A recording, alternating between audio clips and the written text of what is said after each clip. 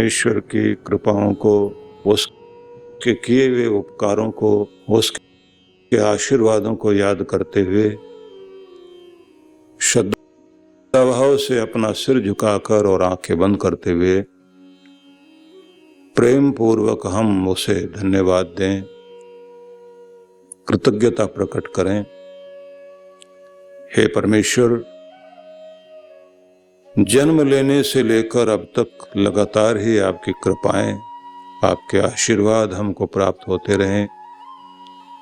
आपने हर पल हमें संभाला है, हमारा हाथ पकड़कर आप आगे लेकर चल रहे हैं।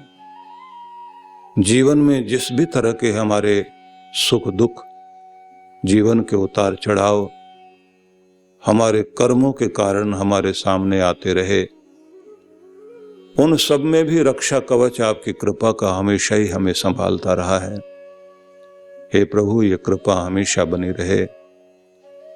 हम हर दिन ऊपर उठें, आगे बढ़ें, अपनी प्रगति करें, अपने अंदर निखार लाएं, अपने आप को सुधारते हुए आप परिपूर्ण हैं, परब्रह्म परमेश्वर हैं और हम सभी अपूर्ण हैं, तो हमारी यात्रा पूर्ण हो, हमारे अंदर की न्यूनताएं कम होती चली जाएं, जीवन का अधूरापन हटे, जीवन में वह पूर्णता आए जिससे हमें सच्ची शांति और खुशी मिल सके।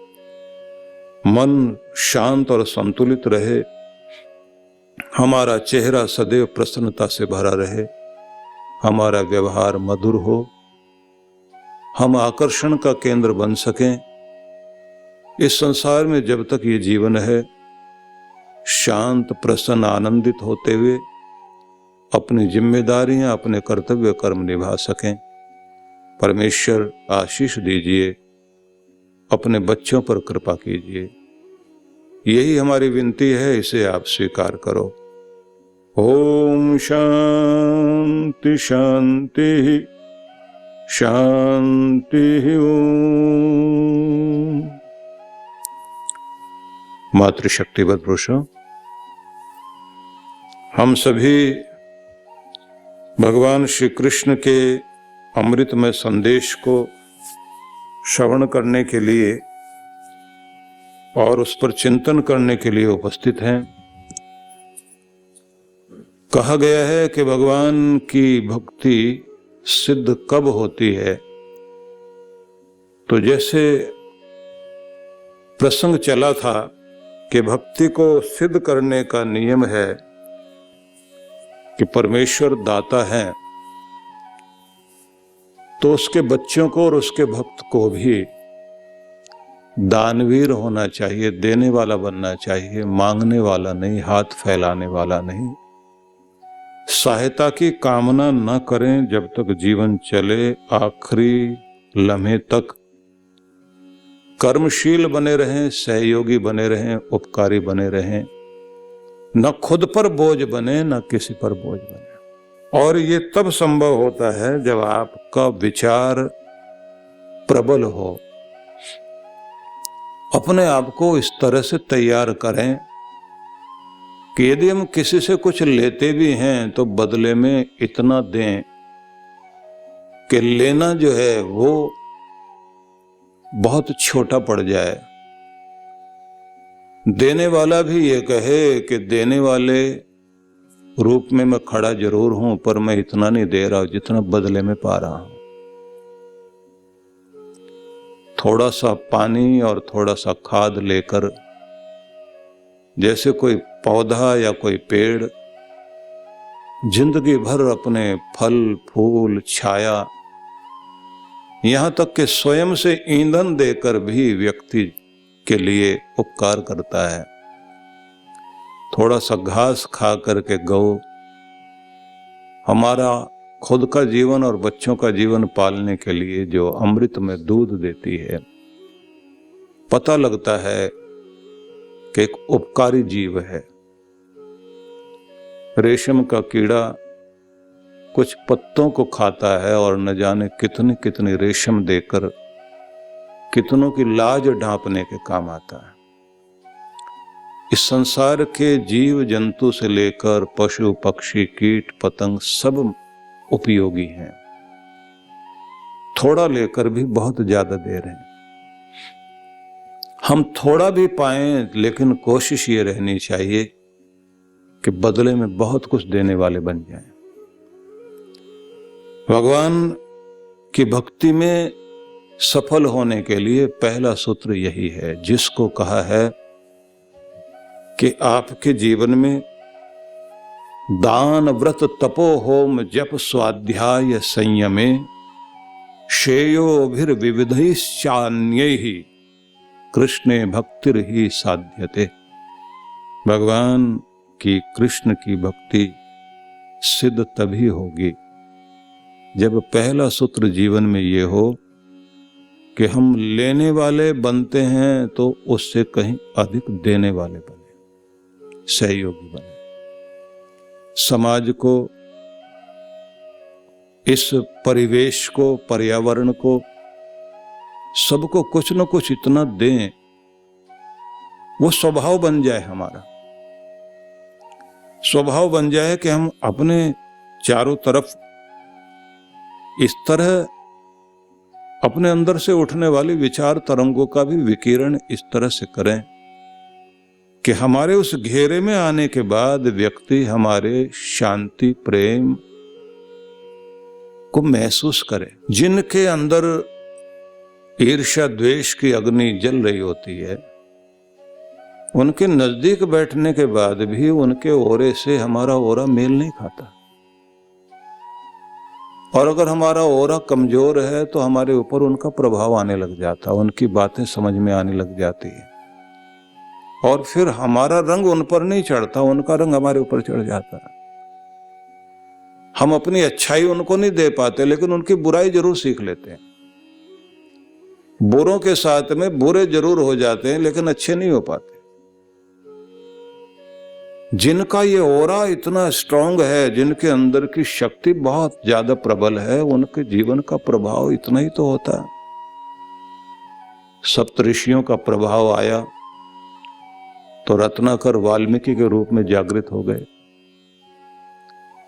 उंगलीमाल कितना भी खतरनाक डाकू क्यों नहीं था, गले में मालाएं पहनने को तैयार है लोगों की उंगलियां काटकर, और उसी माला को वो कहता बलि चढ़ाऊंगा तो मेरे ऊपर दैवी कृपा हो जाएगी। और कमजोर ओरा वाले लोग उस तरफ भी नहीं जाते थे, क्योंकि उस व्यक्ति का ओरा, उसका प्रभाव उस वन क्षेत्र में डर के रूप में फैला हुआ था।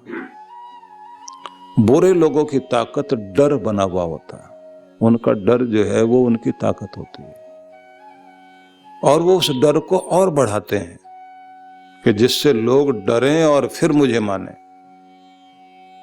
प्रेम वाले व्यक्ति का ओरा जो है प्रेम का ओरा होता है, उसका मतलब होता है कोई मुझे माने ना माने, लेकिन प्रेम का संचार होना चाहिए। तो सबने रोका बुद्ध को कि आप नहीं जाना इधर, भयंकर डाकू रहता है। अब प्रश्न वहीं आता है कि दो व्यक्ति आमने सामने, एक भयंकर दस्यु है और एक महान देवता, दिव्यता से भरा हुआ एक व्यक्तित्व, और एक तरफ जो आसुरी, दैत्य या कहना चाहिए राक्षसी स्वभाव का एक व्यक्ति। अब दोनों आमने सामने हैं। अब देखने वाली बात है किस पर किसका रंग चढ़ेगा। तो सभी लोग जानते हैं कि रंग जो है बुद्ध का चढ़ा। बात सिर्फ इतनी हुई, शक्ति की बात हो रही है दोनों की। उंगलीमाल पूछता है आप डरते नहीं? बोले डरना किस बात से? बोले जो बलि होता वही निडर होता है, पर आप तो मेरे से कमजोर हो, आपको तो डरना चाहिए, क्योंकि मैं तुम्हारा सिर काट सकता हूं, उंगलियां तुम्हारी काट कर अपनी माला को पूरी करूंगा। 108 उंगलियां चाहिए थी मुझे, बस थोड़ी जरूरत है जो आज आपकी मिलेंगी। अब इतना सुनने के बाद में बुद्ध जब ये कहते हैं कि नहीं तुम अपने को बलि मानते, पर तुम तो बहुत कमजोर हो, इतना सुनते हो आग बबूला हो गया। बोले मैं कैसे कमजोर? बुद्ध ने कहा ये सामने जो पेड़ खड़ा है इसका एक पत्ता तोड़ के लाओ। वो तोड़ के लाया, तोड़ कर लाया तो बुद्ध कहते हैं अच्छा अब इसको जोड़ के दिखाओ। बोले तोड़ तो हम सकते हैं, जोड़ तो नहीं सकते। बोले बस यही कमजोरी है, तोड़ना तो बहुत आसान है, बच्चे भी यही करते हैं, हर चीज को तोड़ फोड़ तोड़ फोड़ तोड़ फोड़, तो बचपना है। बोले आप क्या करते हैं? बोले हम जोड़ते हैं। जो भी टूटे हुए मन हैं, जो भी टूटे हुए लोग हैं, उन सबको जोड़ने का काम करते हैं। बोले कैसे जोड़ते हैं? बोले जैसे तुम्हें जो है संसार ने घृणा दी और तुम प्यार को तरसते हो। तुम समझते हो मुझे कोई आज तक समझ नहीं पाया, तो तुम दूसरों को नहीं समझ पाए, कोई तुम्हें नहीं समझ पाया। तुम्हारे हृदय का कोना खाली रह गया, घृणा ही घृणा रह गई और दुनिया से अकेले होकर बैठे गए। और लगता है तुम्हें बस यहीं मर जाऊंगा और यहीं छिप छिप करके घूमते हो। अब चर्चा चली, मैं उस बात को आगे ना बढ़ाकर सिर्फ ये बताना चाहता हूं कि उसका प्रभाव देखिए कि किसका रंग किस पर चढ़ता है। अगर आपका ओरा बहुत स्ट्रांग है और आपके विचार बहुत सबल हैं और आपकी जिंदगी जीने का तरीका बहुत ऊंचा है, तो उसका प्रभाव दूसरों पर आएगा आएगा। ये अलग बात है कि सुगंध का प्रभाव बहुत हल्का होता है और दुर्गंध का प्रभाव बहुत तेज होता है। बुरे विचारों का प्रभाव बहुत अधिक होता है और बुरे लोगों का प्रभाव भी बहुत तेज होता है। लेकिन ये भी एक बात सच है कि प्यार की ताकत बहुत बड़ी होती है। उस ताकत को अगर हम पहचान सकें तो इस दुनिया में आदमी इस बात को समझ सकता है कि जिसको तोप तलवार से वश में नहीं लाया जा सकता, प्यार से वश में लाया जा सकता। प्रेम से आदमी को संभाल लिया जाए, क्योंकि सारी लड़ाइयां होने के बाद में आखिर में समझौते होते हैं। समझौते में फिर जो प्रेम प्यार की बातें की जाती है, किसी एक बिंदु पर जाकर के दोनों टिक जाते हैं, वहीं आकर के फिर वो जुड़ने की बात आती है। आखिर में जुड़ना ही पड़ता है। और फिर उस बिंदु पर जाने के बाद में आपस में उस चीज की कद्र करते हैं कि ये मर्यादा है, तुम भी ध्यान रखना, हम भी ध्यान रखें, नहीं तो फिर से लड़ाई शुरू। अब प्रेम पूर्वक जब दोनों मर्यादा निभा रहे होते हैं तो दोनों अपनी जगह खुश। ये दुनिया चल ही रही है प्रेम से। हम लोगों ने जो प्रेम सीखा है ना, वो माँ से सीखा है।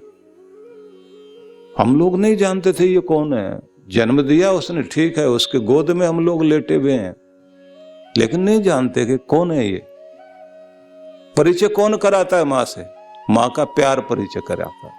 जब वो गोद में लेकर प्यार करती है, छोटे से बच्चे को ये लगता है ये कोई मेरी है, मेरा ध्यान रखती है।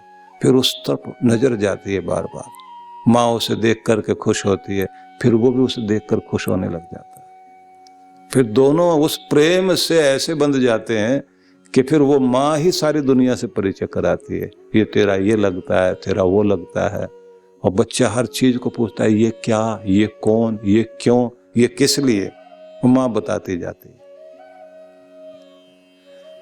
माँ के अंदर के प्रेम को बच्चा धारण करते करते फिर उसी प्रेम को दुनिया में ढूंढता है। वही एक चीज है, वो धागा है जो दुनिया को बांधे हुए है। सारी माला के सारे मनकों के बीच में जो धागा सारे मनकों को बांधे हुए है, फूल माला के बीच में फूल दिखाई दे रहे हैं लेकिन धागा नहीं दिखाई देता। लेकिन सारे फूलों को जिसने बांध रखा है माला के रूप में, वो तो धागा ही है, वो दिखाई नहीं देता। पूरे रिश्तों के बीच में एक ही तो चीज है जो सबको बांध करके जोड़ करके जो चीज बैठी हुई है, वो तो प्रेम ही तो है। इसलिए जो कहते ना, रही मन धागा प्रेम का मत तोड़ो चटकाए, कि इतनी खींचा तानी मत कर देना ये धागा टूट जाए, सारे मन के सारे मोती बिखर जाए। जिस घर से ये प्रेम का धागा टूट जाता है ना, सारे बिखर गए। और ऐसे बिखर जाते हैं, भले ही एक छत के नीचे बैठे हुए हों, लेकिन ऐसा लगने लग जाता है जैसे कोसों दूर हैं एक दूसरे से। फिर धागा टूट गया। अब उसके बाद जोड़ो तो जुड़ तो जरूर जाएगा, लेकिन गांठ तो रहेगी। वो गांठ भी मिटाना आसान बात नहीं है। शीशा टूट जाए, जोड़ भी दें आप, बीच में निशान रह जाएगा, अब जब भी उसमें आप देखोगे तो आप एक नहीं दिखाई दोगे, उसमें दो दिखाई दो। बीच से टूट जाने के बाद यही समस्या होती है। ज्यादा टुकड़े हो गए तो आप ज्यादा दिखाई दोगे उसमें। आपके टुकड़े हो गए, समझ लीजिए वो शीशा आपको कहता रहता है मेरे टुकड़े नहीं हुए, तुम्हारे हुए। आप देख लीजिए, कभी भी शीशा यही बताएगा कि तुमने जोड़ भी दिया, लेकिन ये तो देख कि तू कितना कितना दिखाई दे रहा, तेरे टुकड़े यहां भी दिखाई दे रहे हैं, यहां भी दिखाई दे रहे हैं, यहां भी दिखाई दे रहे हैं। पहले तू एक दिखाई देता था, ये धागा टूटते कितना काम खराब हो जाता। पूरी दुनिया को बांध रखा है इसने, इसलिए इसको दिया जाए, इसको फैलाया जाए, इसको बांधा जाए। आप देख लीजिए, कभी भी शीशा यही बताएगा कि तुमने जोड़ भी दिया, लेकिन ये तो देख कि तू कितना कितना दिखाई दे रहा, तेरे टुकड़े यहां भी दिखाई दे रहे हैं, यहां भी दिखाई दे रहे हैं, यहां भी दिखाई दे रहे हैं। पहले तू एक दिखाई देता था, ये धागा टूटते कितना काम खराब हो जाता। पूरी दुनिया को बांध रखा है इसने, इसलिए इसको दिया जाए, इसको फैलाया जाए, इसको बांधा जाए। तो भगवान की भक्ति सफल करने के लिए पहली चीज है कि सहयोगी बने, और जो कुछ हम लें उसके बदले में अनेक गुना लौटाएं। और जो वेदों में ये कहा, देहि में ददामि ते, तू मुझे दे कि जिससे मैं तुझे लौटा सकूं। भगवान ऐसा कहते हैं कि तू दे मुझे कि मैं जिससे तुम्हें लौटा सकूं, और कई गुना बढ़ा करके लौटा सकूं, जैसे धरती माता करती है। थोड़े से बीज लेकर के न जाने कितना अनाज वापस कर देती है। बस यही चीज देवताओं की है।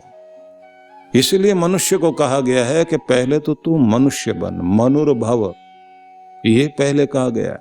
वेदों का संदेश यही है, मनुष्य बनो। तो कोई पूछे भी मनुष्य तुम पहले से, तुम और कौन सा मनुष्य बनाना चाह रहे हो? तो उत्तर दिया गया, मनुष्य का मतलब ये नहीं है जो तुम हो, ये तो तुम्हारा एक चोला है, लेकिन जब तक तुम्हारे अंदर मनुष्यता नहीं जागेगी, इंसानियत नहीं जागेगी, तब तक तुम मनुष्य हो ही नहीं। जब तक तुम सोच समझ के काम नहीं करोगे, मनुष्य कौन कहलाता है? मत्वा कर्मणि सिद्ध्यति, यही परिभाषा दी है। जो अपने कर्मों को करता जरूर है, लेकिन बिना सोचे विचारे नहीं करता, मननशील जो है वही तो मनुष्य है। मननात् मनुष्य, जो मननशील है वही मनुष्य है। और जो मनन नहीं करे, सोचे समझे नहीं, विचार नहीं करे, मुंह उठाया इधर चल पड़े, मुंह उठाया उधर चल पड़े, और फिर साथ में कहे मेरी मर्जी, मैं इधर जाऊं मेरी मर्जी, मैं उधर जाऊं मेरी मर्जी, मैं कुछ भी करूं मेरी मर्जी, चौराहे पर खाट बिछा के बैठूं मेरी मर्जी, अपनी बारात में खुद भी ना जाऊं मेरी मर्जी। अब ये तुम्हारी मर्जी कहां चलेगी? ये तो तुम्हें जहां लाकर खड़ा कर देगी, ना अपने काम के रहे ना किसी के काम के रहे। इसलिए सबसे पहले यही कहा गया है कि तुम देना सीखो, जिससे कि तुम्हें कई गुना मिल सके। और वो तभी हो सकता है देवता वाला गुण, जब पहले मनुष्य तो बने। और मनुष्य वही है जो मननशील हो। जो मननशील है, विचारशील है, वो मनुष्य है। तो सबसे पहली बात कही गई है कि जिस व्यक्ति को चाहिए कि वह परमात्मा की भक्ति को सिद्ध करना चाहता है जीवन में, तो सबसे पहले उसे सहयोगी बनना चाहिए, दानशील बनना चाहिए। उसके बाद कहा गया उसे व्रती बनना चाहिए। उसके जीवन में कोई संकल्प होने चाहिए कि जिंदगी को मैं यहां देखना चाहता हूं, और उसके लिए फिर एफर्ट करें। और सबसे पहले ये कोशिश करनी है कि जो आपने एफर्ट करने हैं, जो आपने काम करने हैं, अपने संकल्प करने के साथ साथ उन संकल्पों को आप कर भी लोगे तो भी आपके जो पैटर्न बने हुए मस्तिष्क में, आदतें बनी हुई हैं, उनको थोड़ा सा ठीक करना पड़ेगा। इसलिए लोग कहते हैं कि प्रेजेंट टाइम जो भी चल रहा है, जो ये वर्तमान है, इसमें रहने की कोशिश हर व्यक्ति को करनी चाहिए। ये प्रेजेंट टाइम जो है ना, ये प्रेजेंट बन जाए, ये हमारा उपहार बन जाए। लेकिन ये क्या बन गया? प्रीसेंट। थोड़ा सा ऐसे भी पढ़ा जा सकता है ना, प्रीसेंट मतलब जो पहले से भेजा हुआ है। पहले से भेजा हुआ क्या है? जो दिमाग में पहले से डाल दिया गया, वो हम बन गए। पहले से जो पुरानी घटनाएं, पास्ट की जो भी घटनाएं हैं, वो सब की सब जो हमारे अंदर भर दी गई हैं, जो कुछ हमें अच्छा बुरा दिमाग के अंदर भर दिया गया है, वो हमारे मन ने पकड़ा हुआ और वो छोड़ता ही नहीं। तो हम वैसे हो गए हैं जैसे हम पहले से भर दिए गए हैं, जैसे बना दिए गए हैं। माँ बाप ने जैसे सिखाया, समाज ने जो कुछ सिखाया, दोस्तों ने जो कुछ सिखाया, जो कुछ दिमाग में भर गया, अच्छी बुरी घटनाओं के कारण जो कुछ दिमाग हमारा बन गया है, हम फिर उस तरह से चलते हैं। संकल्प हमारा एक कोने में रह जाता है। तो क्या करेंगे आप कि हर दिन अपने, जैसे मैंने कल भी कहा था, कि अपने पास्ट की रिपेयर करनी शुरू कर दीजिए।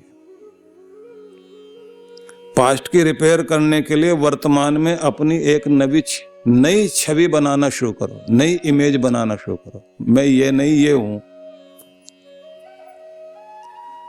एक नई इमेज जब आप बनाते हैं कि मैं ये नहीं हूं जो अब तक सोचता था, मैं तो ये नहीं, ये हूं, तो एक अपने आप की आदर्श छवि देखना शुरू कर दीजिए। और जब आप अपनी आदर्श छवि देखते हैं और उसी के बारे में सोचते हैं, तो फिर उसके बाद में एक बात सच है कि कई बार बार बार सोचते रहने से आदमी को समझ में आ जाता है कि जैसे मैं वो हो गया हूं। बहुत लोग जो अपना मॉडल बना लेते हैं ना, किसी एक्टर को, किसी एक्ट्रेस को। महिलाएं अपने जो किसी एक्टर्स के साथ अपने चेहरे और उसके हाव भाव को सोचती हैं कि ऐसे ही मैं दिखाई देती हूँ। पुरुष लोग जो सोचते हैं कि हम उस एक्टर जैसे दिखाई देते हैं, फिर वैसे बाल बनाएंगे, वैसे कपड़े पहनेंगे, वैसे स्टाइल से चलेंगे, वैसे देखने की कोशिश करते हैं। फिर दोस्तों से पूछते हैं क्या थोड़ा सा लगता हूं क्या मैं वैसा? और दोस्त भी कहते हैं हाँ थोड़े थोड़े लगते हो। तो फिर वैसी आवाज निकालता है आदमी, वैसी आवाज निकालने लग जाता है, तो वो चीज ढलने लग जाती है। लेकिन ये तो हो गया है एक ऐसे व्यक्ति की जिसकी आप नकली छवि गढ़ रहे हैं। और नकली चीज कोई भी की जाएगी तो वो नकली ही रहेगी। अपनी छवि तो आप अपने आप एक अच्छी इमेज बनाइए, जो आपकी नकल दूसरे करें, आपको किसी की जरूरत न पड़े कि किसी की नकल आप करें। वो एक इमेज बनाकर उस पर आप बार बार सोचिए और थोड़े समय के बाद आपको दिखाई देंगे कि आप वो हो गए हैं। इसलिए मैंने एक उदाहरण दिया था आपको कि विवेकानंद से एक बार मिले थे स्वामी राम तीर्थ, और उसके बाद उनकी छवि उनके अंदर बैठी और उसके बाद में पूरा रूप उनका आ गया। कितने सारे महान पुरुषों के साथ ऐसे हुआ। गुरुकुल कांगड़ी के जो संस्थापक थे, वो अपने गुरु से एक ही बार मिले थे, उनकी बात सुनी और उसके बाद उनके साथ में मिलने के गए। बरेली में उनके साथ में उनका संपर्क हुआ और उसके बाद जाकर बैठे, कुछ प्रश्न किए, और बस उनकी छवि और उनकी इमेज पूरी उनकी जिंदगी में आ गई। और उसके बाद अपने गुरु के एक कार्य को पूरा करने के लिए कि शिक्षा को मैं समाज में उसी तरह से फैलाऊंगा जिस तरह से मेरे सदगुरु चाहते थे। और परिणाम यह हुआ, उस समय में पराधीन भारत में एक बहुत बड़े संस्थान की स्थापना हुई। जैसे पंडित मदन मोहन मालवीय ने काशी में हिंदू विश्वविद्यालय की स्थापना की। मैं निवेदन करना चाहता हूं, आप अपनी इमेज गढ़िए। और इसको हम उस तरह से मानते हैं कि जैसे शायद स्वेट मार्टन का लिखा हुआ है, ये उसने एक छवि गढ़ी जिसको अलग अलग लोगों ने कहीं एग्जीबिशन में, कहीं किसी जगह पर उस तरह की चीज बनाई कि एक रॉक है, एक चट्टान है, उसके अंदर से दो हाथ निकले हुए बाहर, एक हाथ में छेनी और एक हाथ में हथौड़ा, और वो आकार दे रहे हैं उसको, मतलब ऊपर की तरफ मुड़े हुए हाथ हैं और बाहर थोड़ा सा नाक, एक आंख और हल्का सा मुंह की निशानी बनी हुई है। इतना आकार देने के बाद नीचे लिखा हुआ है कि ये रॉक, ये चट्टान, ये पत्थर कोई और नहीं है, ये तुम ही हो। और ये जो आकार दिया जा रहा है, इसमें से एक व्यक्ति की शक्ल निकाली जा रही, एक चेहरा बाहर निकाला जा रहा, उसे निकालने वाले भी तुम ही हो, उसको गढ़ने वाले भी तुम ही हो। तुम हर पल अपनी एक छवि बना रहे हो, एक इमेज बना रहे हो। नीचे लिखा है इतनी सावधानी से बनाना कि देवता की मूर्त बन जाए, राक्षस के नहीं। बस ये कमाल जिस पे आप विचार कर सकते हैं। हर पल तुम्हारी उंगलियां जो कुछ रचना कर रही हैं वो तुम्हारी इमेज को ही बना रही है। हर पल तुम्हारा मन जो भी कुछ कार्य कर रहा है वो तुम ही गढ़ा जा रहा है। इसलिए उन्हीं विचारों को अंदर आने दीजिए जिनसे तुम्हारी छवि, तुम्हारी इमेज कुछ अच्छी बन सके। और तुम इस दुनिया में जो है रोते और कलपते हुए, पीड़ित होते हुए, शिकायत करते हुए जीने के लिए नहीं आए। दीनहीन बनकर के जीने के लिए नहीं आए हो। तुम इस दुनिया में अगर हो तो आनंद मनाने के लिए हो, प्रसन्नता और प्रेम से जीने के लिए आए हो। शिकायतों की जिंदगी छोड़कर एक आनंद वाली जिंदगी की शुरुआत करो। अपने बारे में खुद अच्छा सोचना, कहना। ठीक है, परिस्थितियां आएंगी जो आपको रुलाने की कोशिश करेंगे, बस वहीं तो आपको फिर से ध्यान देना है। आपको अपने मस्तिष्क का थर्मोस्टेट वहां सेट करना पड़ेगा कि जिससे नीचे गिरना ही नहीं।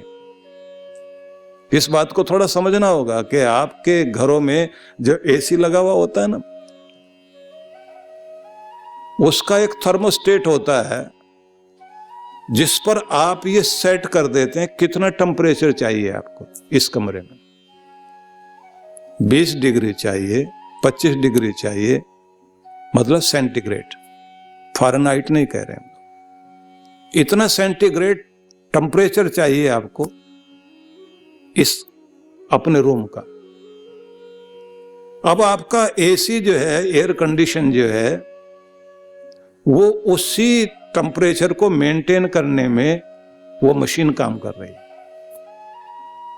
इतना टेम्परेचर चाहिए। जैसे आपको भी अपना एक टेम्परेचर, इतनी शांति, इतना शांत, इतना प्रसन्न, इतना संतुष्ट मुझे अपने आप को रखना है। दिमाग में वो थर्मोस्टेट जो है काम करना चाहिए। इतनी शांति चाहिए मुझे, इससे ज्यादा ऊंचा नहीं बोलना, कड़वाहट नहीं चाहिए, इतना मीठा होना चाहिए मुझे, इतना प्रेमपूर्ण होना चाहिए, इतनी प्रसन्नता, इतनी मुस्कुराहट मेरी कायम रहनी चाहिए। इस सब को जो है जैसे आप अपने कंप्यूटर में डालते हैं, जैसे रोबोट में जो है फिट किया जाता है, पहले फीड करते हैं, कंप्यूटर वहां भी लगा हुआ होता है, उसी से फीड किया जाता है, उसी आधार पर वो काम करता है। आपको भी अपने ब्रेन में इसी तरह से पहले से ही एक चीज को फीड कर देना है, उसके अंदर एक डाटा डाल देना है कि, और थर्मोस्टेट अपना जो सेट कर देना, इससे ऊपर मुझे नहीं जाना। अब फिर से वहीं आइए कि आपने 24 पर टेम्परेचर मेंटेन करने के लिए थर्मोस्टेट सेट कर दिया कमरे का। अब कमरा जो है उतना ठंडा हो गया। अब कोई आएगा बाहर से दरवाजा खोल देगा, अंदर तो कोई आएगा जाएगा ना। जैसे कोई अंदर आएगा, दरवाजा खोला तो बाहर की गर्मी अंदर आ गई। इसने सेट किया था टेम्परेचर जो है 24 डिग्री और मेंटेन भी किया था पूरे कमरे के अंदर वो 24 डिग्री रहे, और बाहर वाले ने खोल दिया वो 30 डिग्री हो गया। अब जैसे वो 30 डिग्री पर पहुंच गया, एकदम पूरा कमरा गर्म कर दिया। अब वो माथा नहीं पीटता, क्योंकि वो तो मशीन है।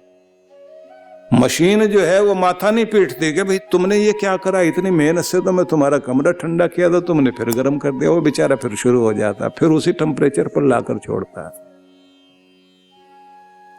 वो तो मशीन है, बस इतना ही मशीन आप भी बन जाइए कि आपको अपने मस्तिष्क को उसी तरह से सेट करके रखना।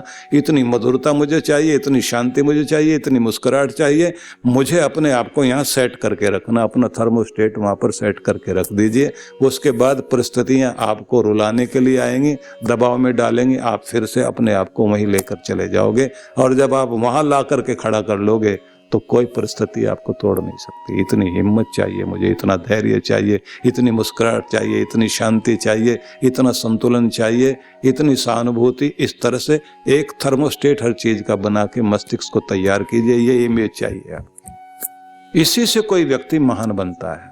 कृष्ण भगवान के सामने भी रुलाने वाली घड़ियां थी, बहुत सारे कारण थे जिसमें वो रो सकते थे, लेकिन एक अवतारी पुरुष को कहिए या फिर प्रेरणा लेने वाले महान पुरुष कहिए, सेंसिटिव तो वो भी होते हैं, संवेदनशील तो वो भी होते हैं, लेकिन उन्होंने अपने आप को एक जगह सेट किए करके रखा कि अपनी शांति भंग नहीं होने देंगे।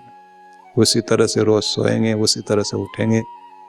दुनिया हमारे अनुकूल है या प्रतिकूल है, परिस्थितियां रुलाने के लिए आ रही हैं या हंसाने के लिए आ रही है, धन आ रहा है या जा रहा है। भर्तृहरि ने जो लिखा ना, निंदतु नीति निपुणा यदि वास्तुवंतु, नीति निपुण आकर के ज्ञानी लोग निंदा करने लग जाएं, या फिर बड़े बड़े लोग आकर के आज स्तुति तारीफ करने लग जाएं, लक्ष्मी आज ही मिले और आज ही हाथ से चली जाए, तो कि जो न्याय का मार्ग है, सच्चाई का और अच्छाई का मार्ग है, अच्छे लोग कभी उस रास्ते से डिगते नहीं, क्योंकि यही तो उनके जीवन का लक्ष्य है।